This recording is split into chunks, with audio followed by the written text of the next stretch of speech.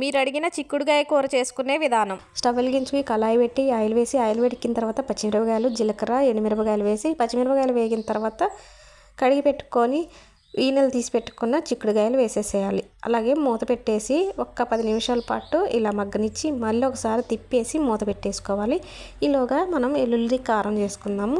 Mixie గిన్నెలో 1 spoon కారం, 10 వెల్లుల్లి రెబ్బలు, స్పూన్ ఉప్పు, కొద్దిగా జీలకర్ర, కొద్దిగా ధనియాలు, కొద్దిగా నువ్వులు కూడా వేసేసి ఇలా మిక్సీ పట్టేసి పక్కన పెట్టేసుకొని ఇప్పుడు చిక్కుడుకాయలు 80% మగ్గే ఉంటాయి. మూత తీసి కొద్దిగా పసుపు అలాగే 1 స్పూన్ ఉప్పు కూడా వేస్తున్నాను. వెల్లుల్లి కారంలో 1 స్పూన్ ఉప్పు వేసాను. ఇప్పుడు 1 స్పూన్ అంటే సరిపోవడం వేసాను అనమాట. ఉప్పు వేసిన తర్వాత మూత పెట్టుకోకూడదు.